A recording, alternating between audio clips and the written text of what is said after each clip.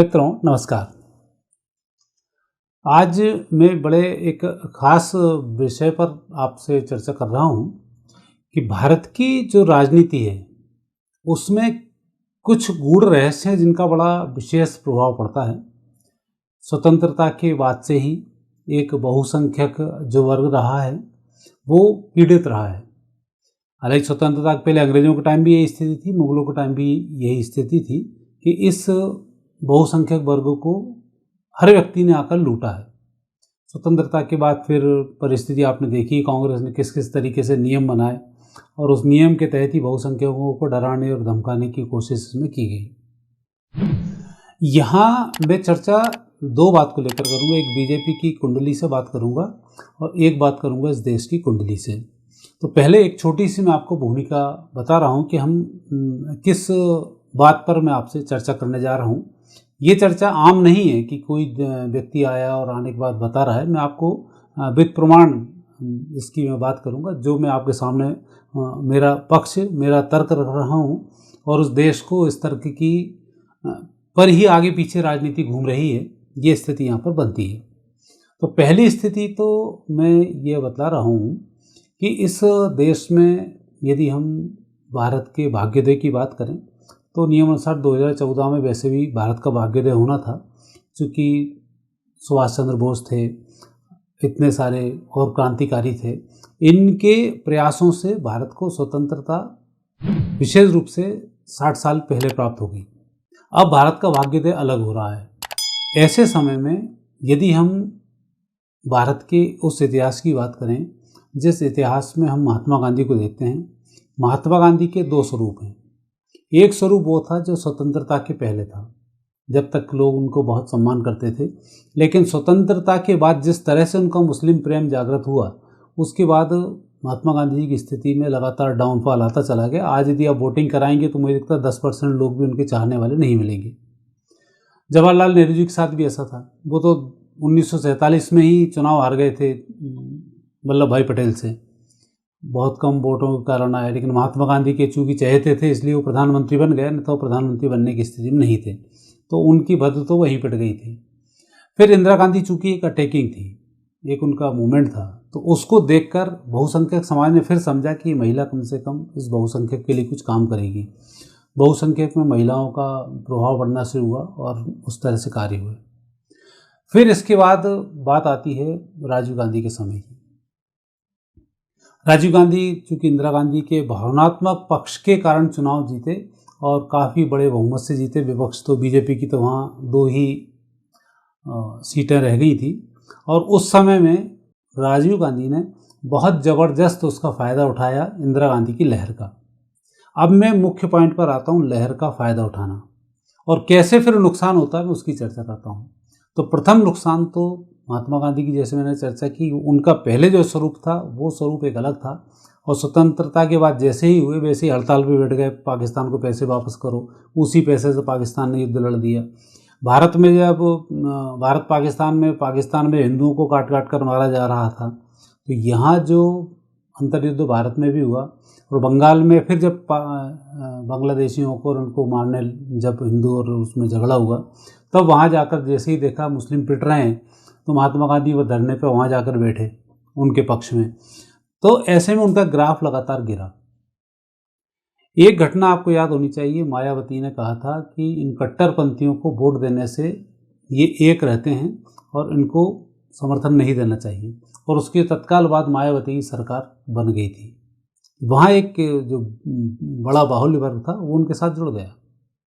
केशुभाई पटेल ने एक जो आतंकी अपराधी था उसको मारने के लिए उसने कह दिया इसका एनकाउंटर करूंगा।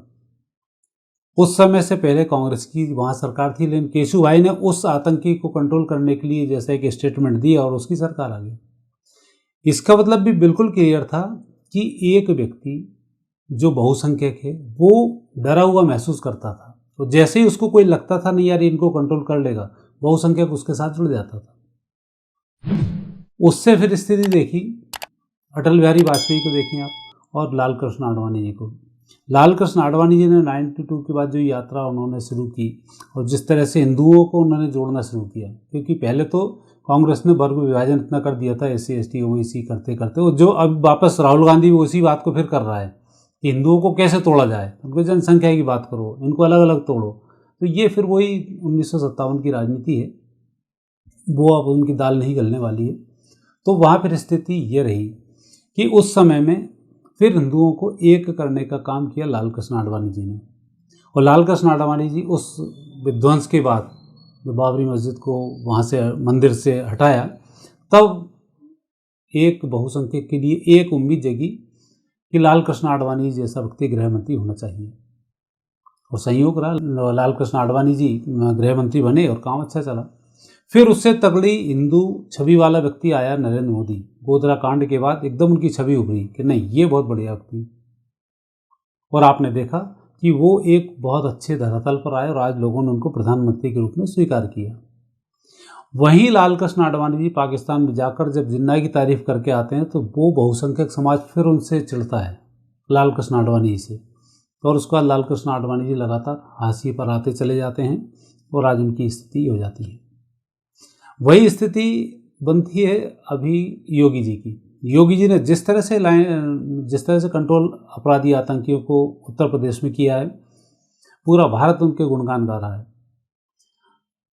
लेकिन जो बात है वो बात यहाँ पर आती है कि इस देश में कई सारी चीज़ें ऐसी होती हैं जहाँ हमें उनका सम्मान करना चाहिए। जैसे आज के समय में यदि कोई स्थिति नॉर्मल भी रख ली जाए, जो चल रहा है चलने दिया जाए, तो भी बीजेपी की स्थिति यहाँ पर बहुत मजबूत है और 400 के आसपास यहाँ पहुँच जाती है। लेकिन जिस तरह से एक घटना पहले घटी कि इंदिरा गांधी की भावनाओं का फ़ायदा उठाते हुए राजीव गांधी ने वहाँ कुछ अपने आप को बिल्कुल विपक्ष विहीन करवाने के लिए उसने जो तैयारी करवाई, उसमें उनने कई लोगों को हरवाया जो एक अच्छे धुरंधर हुआ करते थे, जिनकी विपक्ष को बहुत आवश्यकता थी, क्योंकि बिना विपक्ष के पक्ष कुछ काम नहीं कर पाता। समुद्र मंथन की कथा भी इसलिए कि दोनों ही एक साथ रहे हैं। और यदि महाभारत कालीन उसमें जाएं, तब भी जब कलयुग का प्रवेश हो रहा था, उस समय में राजा परीक्षित और कलयुग का संवाद है, तो उसने भी कहा है कि एक पक्ष से तरक्की नहीं होती, दोनों पक्ष होना यहाँ पर जरूरी है। एक अपराधी तत्व भी हो, एक अच्छा तत्व भी हो, एक पक्ष भी हो, एक विपक्ष भी हो, तब आपकी तरक्की अच्छी होती है। राजीव गांधी ने वहाँ यही गलती की थी। हेमवती नंदन बहुगुणा बहुत अच्छे राजनीतिक थे, उनको हरवाने के लिए अमिताभ बच्चन को लेकर आ गए, क्योंकि अमिताभ बच्चन की छवि अलग अच्छी थी, तो उन्होंने उनको हरा दिया। अटल बिहारी वाजपेयी जी को हराने के लिए माधवराव सिंधिया को लेकर आ गए। राम जेठमलानी जी को हरवाने के लिए फिर वहाँ पर सुनील दत्त जी को लेकर आ गए, उन्होंने राम जेठमलानी जी को हरा दिया। तो ये जो ऐसे बहुत सारे उदाहरण हैं, ये 3 तो उदाहरण इसलिए क्योंकि लिस्ट लंबी हो जाएगी, समय बढ़ जाएगा, इसलिए मैंने आपको ज़्यादा उदाहरण नहीं दिए। लेकिन हुआ ऐसा कि हेमवती नंदन बहुगुणा को हराने के बाद अमिताभ बच्चन राजनीति में किसी काम के नहीं रहे। राम जेठमलानी को हराने के बाद सुनील दत्त जी खुद ही कोर्ट के चक्कर लगाते चले गए। अटल बिहारी वाजपेयी जी को हराने के बाद माधवराव सिंधिया का ग्राफ भी बहुत अच्छा नहीं रहा, उनका लगातार गिरावट ही उनमें आती चली गई। तो यह जो स्थिति बनती है ये वाकई में नुकसानदायक होती है, और वही चाल अब नरेंद्र मोदी जी चलना शुरू कर दी है। जिस तरह से प्रमोद कृष्णन, इनको आचार्य प्रमोद जो है, इनको लाने की जरूरत ही नहीं है, कांग्रेस में आप बने रहो, मजबूत रहोगे। कल की मंदिर बन रहा है, उस मंदिर के उद्घाटन में जा रहे हैं, आम व्यक्ति का उस मंदिर से कोई लेना देना नहीं है, लेकिन उससे अभी जिस तरह से ग्राफ बढ़ रहा है उसमें और कमी आ जाएगी, और आने वाले समय में बीजेपी को उसके लेने देने पड़ जाएंगे। ऐसी जब घटनाएं घटती हैं, जैसे मैंने महात्मा गांधी का उदाहरण इतना बड़ा इसलिए दिया है कि स्वतंत्रता के पहले के महात्मा गांधी और स्वतंत्रता के बाद के महात्मा गांधी, सेम यह स्थिति बनती है। एक नरेंद्र मोदी वो है और एक नरेंद्र मोदी वो है जब उसको लग गया कि मैं पूरी तरह से आ रहा हूँ तो विपक्ष को पूरे ही नष्ट कर दूँ। ये बहुत बड़ा गलत ख्याल है। नष्ट कर दो, क्योंकि समर्थ को नहीं दोष घुसाई। मुख्यमंत्री चाहे तो जिसकी ज़मीन चाहे उसकी हड़प दो, कोई FIR कराने वाला नहीं होता है, तो वो तो आप कर सकते हो। लेकिन कुदरतन जो असर आता है वो नेगेटिव आएगा भाजपा के ऊपर। तो यहाँ भाजपा के संगठन को बड़ी मजबूती के साथ इन सब चीज़ों पर निगाह रखनी होगी। हाँ में मिलाकर काम नहीं चलेगा, अन्यथा देश में आगे फिर एक नया आक्रोश आ सकता है। ये स्थिति तो वही, जैसे कैरम में किसी व्यक्ति का शॉट प्रॉपर नहीं लगता तो उसने इकट्ठा शॉट मारा और सारी गोटियों को छर्रा दिया। तो अभी की जो स्थिति है, राम मंदिर का होना, कृष्ण मंदिर का होना, ज्ञान वापी का होना, आपने उसको छर्रा दिया, व्यवस्थित नहीं किया है। इन व्यवस्थाओं में इस तरीके के काम नहीं करना चाहिए। जब आप जीत रहे हो तो आपको स्लो स्लो उसी गति से चलना चाहिए जो है। और जो लोग आपके साथ जोड़ रहे हैं ये सब स्वार्थ वाले लोग हैं, वहाँ दाल नहीं गल रही, आपके साथ आ रहे हैं तो आपको भी नुकसान पहुँचाएंगे। तो यह स्थिति बहुत ठीक नहीं रहेगी। इसलिए अब हम जब देखते हैं कि बीजेपी की जो कुंडली है उस बीजेपी की कुंडली पे एक निगाह डालते हैं, फिर इसके बाद हम भारत की कुंडली पर डालेंगे, फिर अपन इस बात को एंड करेंगे। बीजेपी का जो सूर्योदय लग्न है मीन लग्न है, सूर्य लग्न स्थान पर है, शुक्र तीसरे स्थान पर है, मंगल गुरु शनि राहु छठे स्थान पर, चंद्रमा भाग्य स्थान पर, बुध केतु हैं द्वादश स्थान पर। तो यहाँ जो ग्रह योग हैं 84 के बाद बीजेपी लगातार प्रगति पर है। अब 2032 तक लगातार बीजेपी प्रगति पर रहेगी, इसमें कोई संदेह नहीं है, और उसमें उनका ग्राफ बढ़ना है। और कांग्रेस की स्थिति यहाँ पर लगातार डाउन जानी है, क्योंकि अभी उन्होंने युवराज चेंज किए नहीं और उनका कार्यकाल हो चुका है समाप्त। तो उस तरह से इनको विशेष रूप से ज़्यादा मेहनत करने की आवश्यकता नहीं है। लेकिन ऐसे समय में उपद्रवी जो पार्टी छोटी छोटी होती है ये जीत कर आ जाती है और यही सब कुछ नेगेटिव कार्य करना शुरू कर देती है। यहाँ विशेष रूप से इन्हें ध्यान रखना चाहिए कि ऐसी कोई नेगेटिव स्थिति न बने जो बीजेपी के लिए भविष्य में 2032 के बाद खतरनाक हो जाए। क्योंकि अभी के समय में जो लोग भारत का भाग्य देख रहे हैं बीजेपी के हाथ में देख रहे हैं, अन्य पार्टियों के हाथ में नहीं देख रहे हैं। और यही कारण है कि बंगाल में भी इस बार बीजेपी ही बीजेपी है। साउथ में 25% बीजेपी आने वाली है, वहाँ कोई दिक्कत नहीं है। और जहाँ खाते नहीं खुलते थे वहाँ भी इस बार बीजेपी के खाते खुलने वाले हैं। और नॉर्थ और इस तरफ तो बीजेपी ही बीजेपी है, वहाँ कोई दिक्कत ही नहीं आई है। लेकिन जहाँ हम 400 पार की बात कर रहे हैं उस स्थिति की यदि हम बात करते हैं तो हम 400 के अंदर ही समझ जाएंगे। 370 के आसपास पहुँचने की स्थिति बनती है यदि ऐसी स्थिति चलती रही और सामान्य रह के स्थिति गुजारी तो अवश्य ही 400 के आसपास हम पहुंच जाएंगे। तो आज की जो स्थिति फिर इसमें अब दूसरी कुंडली हम देखते हैं। ये कुंडली है भारत की कुंडली, जो लग्न कुंडली है। इसमें कर्क लग्न है। लग्न में सूर्य चंद्र शनि शुक्र बुध विराजमान है। चौथे स्थान पर गुरु हैं, पंचम भाव में केतु हैं, एकादश भाव में राहु हैं, द्वादश भाव में मंगल है। और अभी भारत को मंगल की महादशा चल रही है। तो ये जो चुनाव है मंगल में बुध में चुनाव है, तो यहाँ विशेष बात यही है कि जो 2084 की स्थिति वो स्थिति यहाँ भी बन रही है। यदि विपक्ष को पूरा नष्ट करने के चक्कर में रहे तो जो चीज़ें हैं वो और आपकी कम हो जाएंगी और उसमें फ़ायदा आने वाले समय में नहीं मिलेगा। तो इस बात का विशेष ध्यान रखें कि आने वाले समय में भारत को बीजेपी की आवश्यकता पड़ने वाली है। तो कोई काम भावावेश में ऐसा ना हो या अति उत्साह में ऐसा ना हो कि हम वापस चले जाएं, क्योंकि राजा के कर्मों का असर जनता पर पड़ता है, जनता को भुगतना पड़ता है। बहुत सारी चीज़ें यहाँ नेगेटिव हो जाती हैं और ये देश की कुंडली भी बता रही है। हालांकि भारत के भाग्योदय का समय है, मंगल की महादशा है और ये महादशा विशेष रूप से अभी 2032 तक इसमें ग्रह योग बनते हैं, तो इसमें लाभ जरूर भारत को पूरा मिलेगा। आने वाला समय युद्ध का, संघर्ष का, प्राकृतिक आपदाओं का बड़ा बुरा समय है, उसमें भी बहुत कुछ दिमाग लगाना पड़ेगा। तो इसलिए अनर्गल स्थान पर दिमाग लगाने के स्थान पर भारत के भविष्य, भारत की तरक्की के बारे में दिमाग लगाया जाए तो ज़्यादा बेनिफिशियल होगा। और जैसे अभी हमारे मध्य प्रदेश में फिर भाजपा फिर शिवराज करते हुए शिवराज हार गए थे, ऐसे ही अब मोदी सरकार बीजेपी और मोदी एक दूसरे को पूरक हैं, लेकिन जब कोई व्यक्ति जुड़ जाता है तब फिर नुकसान की स्थिति यहाँ बन जाती है। तो यहाँ पार्टी को विशेष ध्यान रखना पड़ेगा कि पार्टी बड़ी होती है, व्यक्ति छोटा होता है। तो व्यक्ति से पार्टी नहीं चलती है, पार्टी से व्यक्ति खड़े होते हैं। ये पार्टी को भी देखना होगा। और ये स्थिति बीजेपी के साथ अभी है कि चंद्र में राहु चल रहा है मार्च 2025 तक, सितंबर 23 से मार्च 25 तक।